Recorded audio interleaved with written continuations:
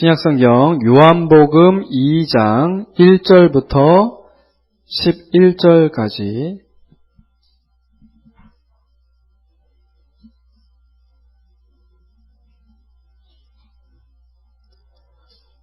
요한복음 2장 1절부터 11절까지 제가 한 절 읽고 여러분들 한 절 읽고 교독하겠습니다. 사흘째 되던 날 갈릴리 가나에 혼례가 있어 예수의 어머니도 거기 계시고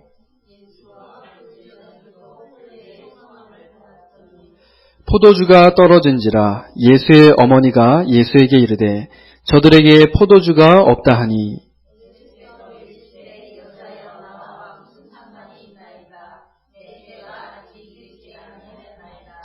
그의 어머니가 하인들에게 이르되 너희에게 무슨 말씀을 하시든지 그대로 하라 하니라.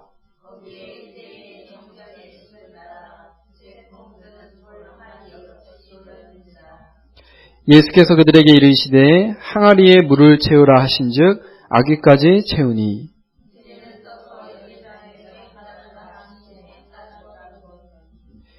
연회장은 물로 된 포도주를 맛보고도 어디서 났는지 알지 못하되 물 떠온 하인들은 알더라. 연회장이 신랑을 불러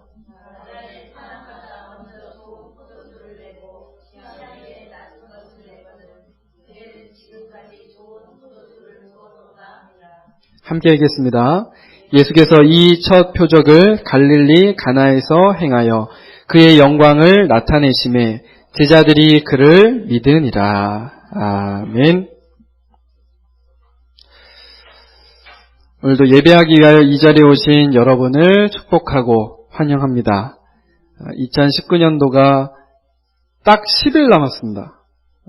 참 세월이 빠른 것 같습니다.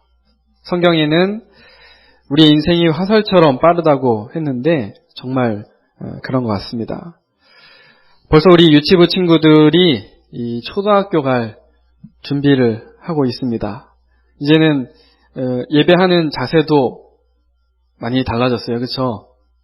예배하는 자세도 많이 달라졌고 어제 보니까 다니엘도 이제 형아랑 이제 앞에 혼자 앉아서 그 기도 스쿨까지 어제 기도 스쿨 메시지가 호흡이었거든요. 그래서 막 오장육부 얘기 나오고 굉장히 어려웠습니다. 굉장히 행경막 나오고 막 복부압 어디 무슨 그런데 끝까지 다 그냥 조용히 가만히 잘 듣고 있더라고요. 이제 곧 유치부가 없어진다고 슬퍼하시는 분들도 계시던데 괜찮습니다. 내년에는 새롭게 중고등부가 생깁니다. 참 감사한 일이죠. 우리 진영이는 벌써 키가 어른만해지고 중학교에 입학할 그런 예정입니다. 나중에 지금 이제 12월 말 당장은 아니고요. 2월 중에 졸업 예배 및 또 새로운 현장으로 파송하는 렘넌트 파송 예배를 드리겠습니다. 여러분들 기도해 주시고 우리 졸업하는 학생들, 렘넌트들 격려해 주시길 바랍니다. 이처럼 2019년도가 얼마 남지 않았기 때문에 여러분들도 한 해를 잘 점검하고 또 잘 마무리를 하시길 바랍니다. 오늘 말씀의 제목은 참 기쁨 되시는 나의 주인입니다. 오늘 본문은 갈릴리 가나라는 지역에서 혼인잔치, 즉 결혼식이 열렸는데 예수님과 제자들이 초대를 받은 상황입니다. 그런데 큰 문제가 생겼죠. 이 사건을 통해서 하나님께서 우리에게 주시는 메시지가 있습니다. 이것을 오늘 잘 살펴보시길 바랍니다. 여러분 잘 아시겠지만 이 같은 상황이라도 손님일 때 하고 그 다음에 주인일 때 하고 분명히 다릅니다. 물론 내가 주인 됐을 때 좋은 부분들도 많이 있겠지만 예전에 제가 결혼할 때 보니까 이건 정신이 없어요. 남 결혼식 할 때는 가서 어떻게 하면 됩니까? 그냥 축의금 내고 축하해주고, 식권 받아서 어떻게 하면 돼요? 뷔페 즐기고, 또 뭐 심심하면 또 결혼식 좀 구경하다가, 그러면 되거든요. 근데 제 결혼식이다 보니까 막 새벽같이 일어나서 준비하고, 결혼식하고, 결혼식 끝나고, 뭐 사람들이 인사한다고 막 밥도 못 먹었어요. 그날. 그러니까 주인 되는 것이 물론 정말 행복하고 좋은 날인데 너무 막 정신없고 바쁘고 그렇더라고요. 그날 이제 결혼식 설교에서 뭐라고 나왔느냐, 내가 주인 되지 말고 서로 주인 되지 말고 하나님이 주인 되셔야 한다, 그렇게 말씀을 하시더라고요. 정말 맞는 말씀인 것 같습니다. 여러분, 손님과 주인은 분명히 다르죠. 물론 저희들이 이 자리에 손님으로 앉아있는 거 그런 것은 아니지만요, 지금 말하자는 것은 우리 인생의 주인을 말하는 것입니다. 우리는 늘 기뻐하고 싶지만 여러분, 인생의 문제가 왔을 때 여러분 스스로가 주인이 된다면 굉장히 힘들고 어려울 수밖에 없습니다. 오늘 말씀 들으시면서 참 구원자로 오신 예수 그리스도께서 여러분 인생의 주인 되시기를, 그래서 참 기쁨 얻으시기를 주님의 이름으로 축복합니다. 네, 말씀 같이 보겠습니다.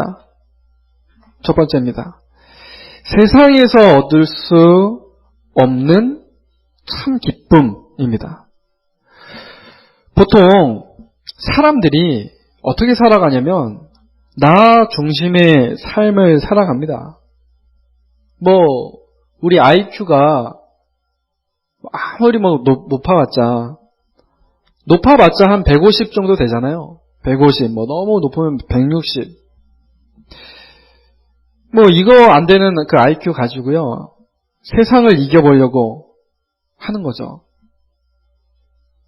어제 바둑계의 전설과 같은 바둑천재 이세돌 구단의 그 프로 바둑기사 그 은퇴 대국이 있었습니다. 아마 관심 있는 분들은 아마 아시고 또 보셨을 거예요.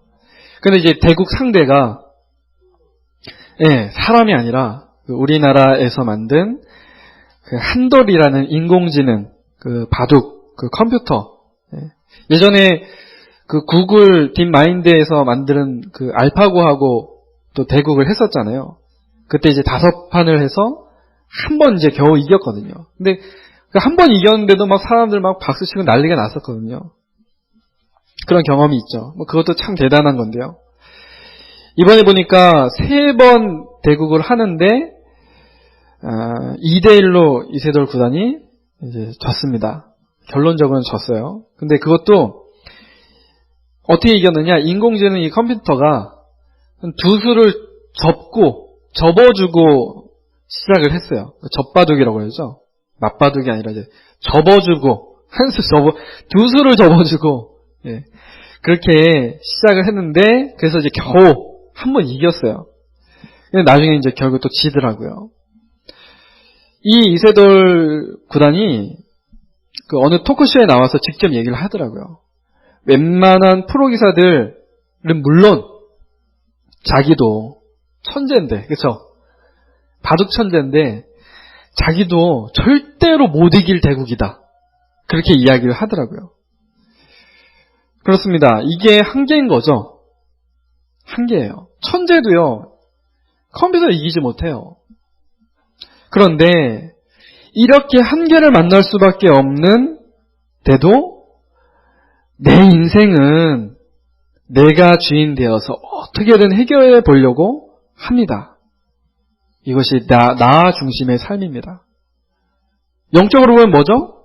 하나님 필요 없다는 거예요. 이렇게 나 중심으로 살아가는 것이 하나님 보시기에는 어떤 거겠습니까? 교만 중에 교만이에요, 사실은. 여러분 마음속에 주님을 모시고 승리하시길 바랍니다. 자, 돈은 없는 것보다 있는 것이 낫습니다. 바로 나오네요.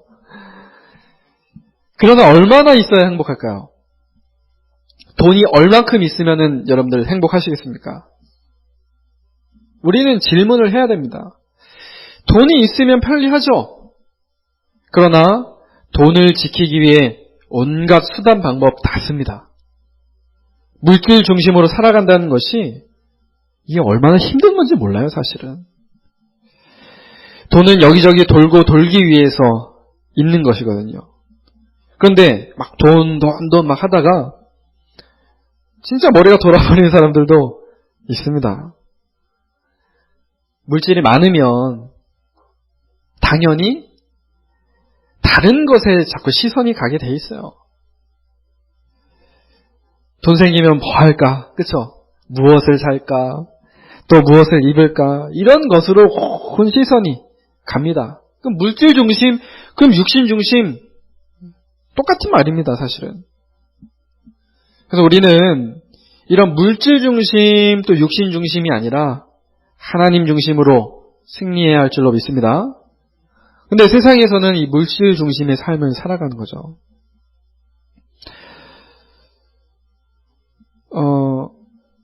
세 번째로는 세상에서 성공 중심의 삶을 살아가고 있습니다. 실패는 성공의 어머니라는 말이 있고요. 이 얘기가 나오게 된 그 배경이 이 에디슨이라는 사람이잖아요. 에디슨은 그 발명가잖아요. 최고의 발명가인데 10,000번 이상을 막 실패를 하고 결국엔 성공한 그런 사례들이 있습니다. 기자가 와서 어떻게 성공했느냐라고 물었을 때 굉장히 유명한 말을 했어요. 1% 하나님께서 주시는 지혜, 그 영감과 99% 나의 노력의 결과라고 그렇게 말을 합니다.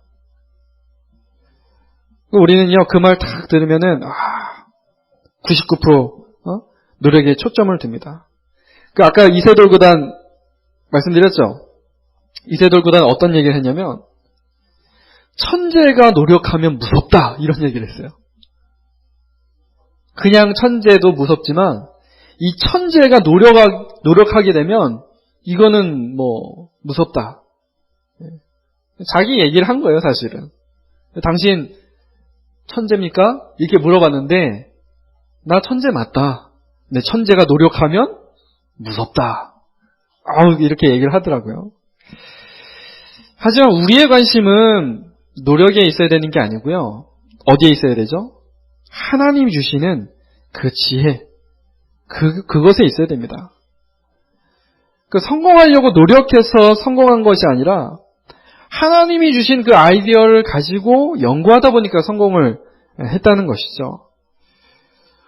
우리는 성공을 쫓아가는 것이 아니라 성공할 수밖에 없는 비밀을 가진 사람들입니다. 언약 붙잡았던 아브라함, 이삭, 요셉 다 유일성의 응답을 받았지 않습니까?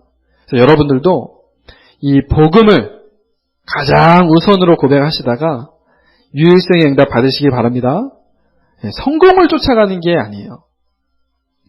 세상에서 이렇듯이 나 중심, 또 물질 중심, 성공 중심의 삶을 살지만 결론적으로는 참 기쁨을 얻을 수가 없습니다. 자, 두 번째입니다.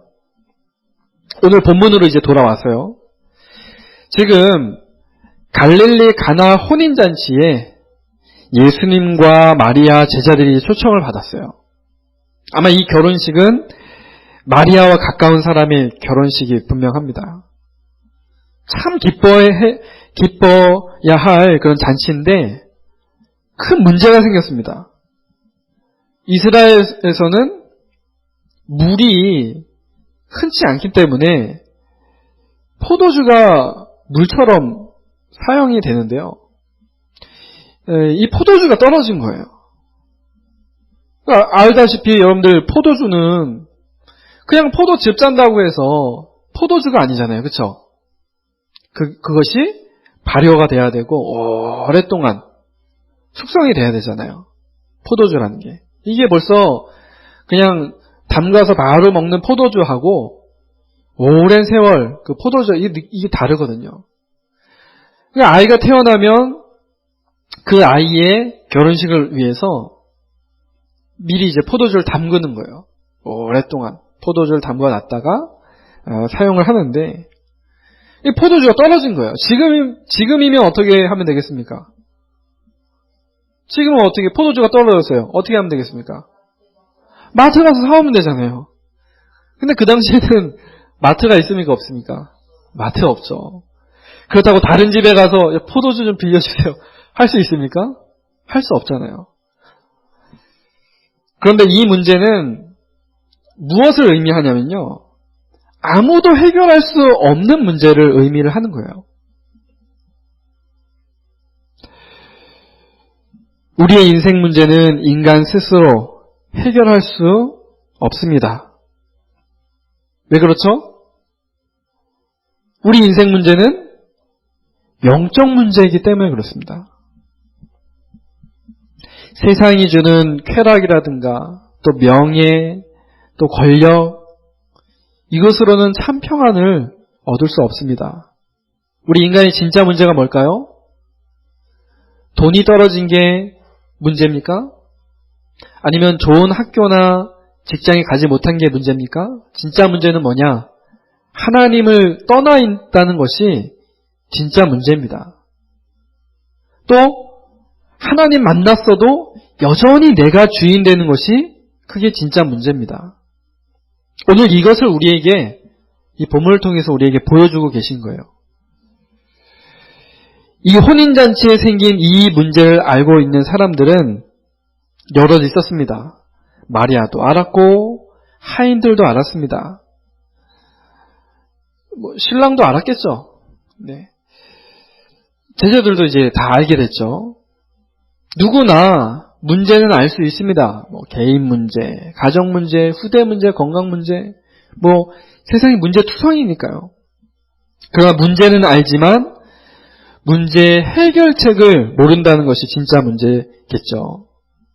이건요, 이 인생 문제는요, 소크라테스도 해결할 수 없고, 공자, 맹자도 해결할 수 없고요. 마호메트, 마리아, 제자들도 도저히 해결할 수 없는 문제입니다.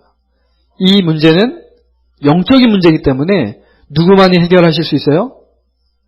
네, 그리스도. 하나님만이 해결하실 수 있습니다. 아마 이 마리아도요, 이 문제를 두고 처음에는 이미 사람들하고 고민을 했을 거예요.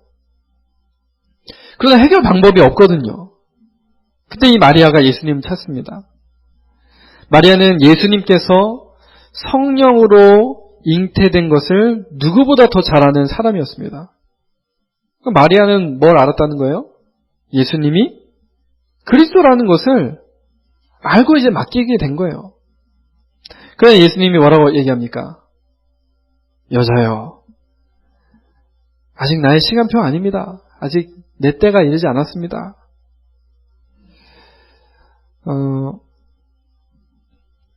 여자란 말은 건방지게 얘기하는 그 말이 아닙니다. 지금으로 말하자면 뭐라고 표현할 수 있을까요? 존칭입니다. 여사님 그런 식의 존칭입니다. 어머님 이제 높여 부르는 그런 말입니다. 마리아는 하인들에게 이제 예수님 말씀하시면 그대로 하라고 그렇게 알려둡니다. 사람의 시간표하고 하나님 시간표는 분명히 다르죠. 이제 시간표가 딱 됐습니다. 그렇죠? 하인들이 이 예수님을 말씀을 귀 기울입니다. 이 하인들이 예수님 말씀에 순종했는데 기적이 일어났어요. 예수님이 이 손발 씻는 항아리에 물 부으라고 말씀을 합니다. 한 150명 정도, 두세 통 드는 돌 항아리 6개가 있다고 하니까 계산해보면은 그 정도 될 텐데요. 거기다 이제 물을 붓습니다. 손발 씻는 그런 항아리예요. 물을 붓습니다. 그리고 연회장에게 갖다 주라고 합니다. 얼마나 만약에 이게 영화로 만든다면, 얼마나 막 떨리는, 그쵸? 그런 장면이니까 막 스릴 있고 아슬아슬하고. 만약에요, 물이 포도주로 변하지 않았다면 큰일 아니겠습니까? 이런 염려할 수 있잖아요. 그러나 하인들은 그 말씀을 믿고 다른 이유 없이 그냥 순종했습니다. 이것이 가나 혼인잔치의 기적인 것입니다. 또 이것을 받아서 마셔본 연회장은 이 포도주가 어디서 왔는지를 몰랐어요. 그러나 누구는 알았다라고 말씀합니까? 하인들은 알았다라고 합니다. 연회장은 예수님이 바로 옆에 계신데 그분이 누군지 모르는 거예요. 포도주 어디서 왔냐 이러면서. 어쩌면 가나 혼인잔치의 가장 불행한 사람 누굽니까? 이 사람이 연회장. 모르니까. 예수님 막 있는데. 하인들은 알았잖아요. 그죠? 제자들도 알게 되었고요. 우리는 보고 체험하고 믿는 것보다 그냥 말씀대로 믿는 것이 사실 가장 좋습니다. 예수 그리스도는 성자 하나님이시고 하나님의 아들이시고 그리스도 되심을 믿으시고 그분께 모든 것을 맡기시길 바랍니다. 11절에 보니까 예수께서 그의 영광을 나타내심에 제자들이 그를 믿으랴 말씀합니다. 이번 한 주간 말씀 묵상하시면서 예수 그리스도를 주인으로 고백하시기를 주님의 이름으로 축복합니다. 자, 마지막 세 번째입니다. 자, 그렇다면 이 예수님이 도대체 어떤 분이시길래 이러한 일이 일어났고 우리는 그분을 주인으로 믿어야 합니까? 바로 인간의 근본 문제 해결자 되시는 분이 예수 그리스도이십니다. 인간이 해결할 수 없는 하나님 떠난 문제, 이 원죄 문제, 사탄 문제 해결하실 수 있는 유일한 분은 예수 그리스도밖에 없습니다. 요한복음 14장 6절 내가 곧 길이요 진리요 생명이니 나로 말미암지 않고는 아버지께로 올 자가 없느니라 하셨습니다. 로마서 8장 2절에 생명의 성령의 법이 죄와 사망의 법에서 너를 해방하였습니다. 요한일서 3장 8절 하나님의 아들이 이 땅에 오신 것은 마귀의 일을 멸하려 하심이라. 성경은 우리에게 그렇게 말씀을 하고 계십니다. 여러분과 제가 그리스도를 마음속에 구주로 영접하고 날마다 주인으로 모실 때 물이 포도주로 바뀐 것처럼 이러한 재창조의 역사가 날마다 나타나게 될 줄로 믿습니다. 우리 근본적인 문제가 완전히 끝나버린 거예요.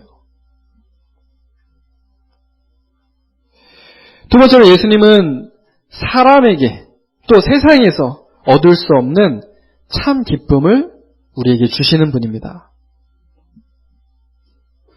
성경에 말씀하죠. 세상이 알 수 없는 평안을 너에게 주노라 그렇게 말씀을 하죠. 또 마태복음 11장 28절에 수고하고 무거운 짐진 자들아 다 내게로 오라 내가 너희를 쉬게 하리라 라고 하셨습니다. 참 기쁨이 되시고 소망 되시는 그리스도께 모든 것 맡기시고 승리하시길 바랍니다. 요한복음 14장 27절 평안을 너에게 끼치노니 곧 나의 평안을 너에게 주노라.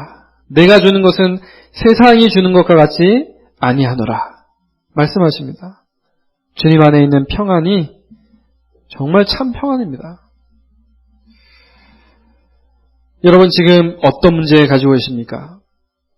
그 문제를 예수님께서 십자가에서 다 해결하셨습니다.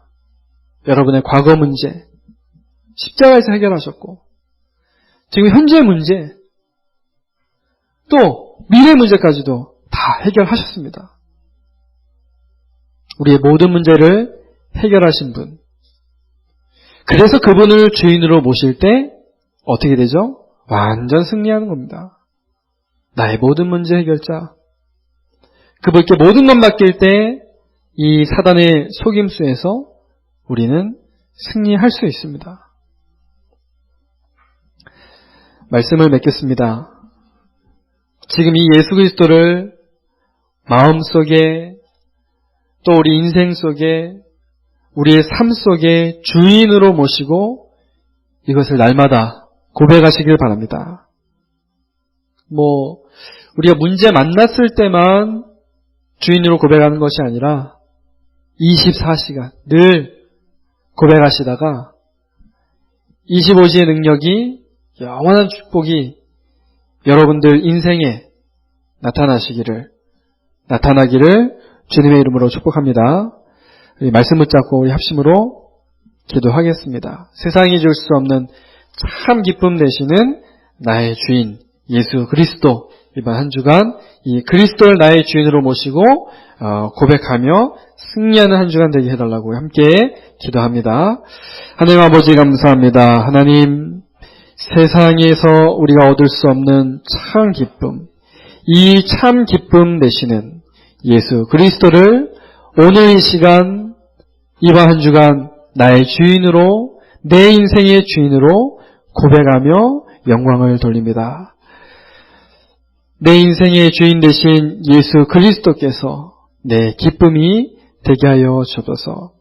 이 그리스도는 우리의 근본 문제를 해결하신 분이며 나의 모든 문제를 해결하시며 참 기쁨을 내게 주시는 분인 줄로 믿사오니 우리가 그 말씀에 믿음을 고백하며 주인으로 고백하며 하나님께서 우리에게 베푸시는 중요한 기적을 체험하고 참 기쁨을 누리는 이번 한 주간 되게 하옵소서. 내가 주인 되어 염려할 것이 아니라 그리스도께 모든 것을 맡겨드리는 그런 전도자 렘넌트 되게 하여 주옵소서. 감사를 드리며 살아계신 예수 그리스도 이름으로 기도드립니다. 아멘.